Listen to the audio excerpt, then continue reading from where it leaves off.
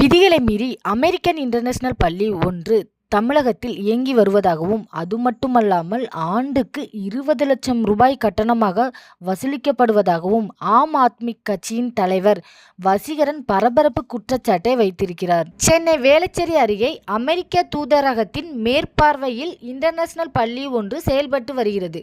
அந்த பள்ளி அமைந்திருக்கும் இடம் தமிழக அரசுக்கு சொந்தமான இடமாக இருக்கும் எனவும், அந்த இடம் சுமார் 12,000 ஏக்கர் பரப்பளவுடையது எனவும், அந்த இடத்தின் மதிப்பு தோராயமாக 800 கோடி ரூபாய் எனவும் கூறப்படுகிறது.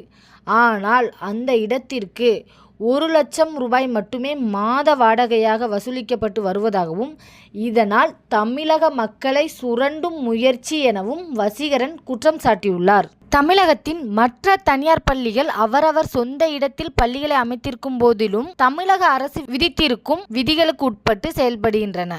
ஆனால் இந்த அமெரிக்கன் பள்ளிகளில் கட்டணம் தொடங்கி RTE எனப்படும் கல்விக்கான உரிமை சட்டம் வரை அரசு விதிகளை முறையாக பின்பற்றப்படுவதில்லை. மத்திய அரசின் மனிதவள மேம்பாட்டுத் துறையின் கீழ் இந்த பள்ளி இருப்பதால் தகவல் அறியும் உரிமை சட்டம் மூலமாக உண்மைகளை அறியவும் இயலவில்லை என புகார் எழுந்துள்ளன.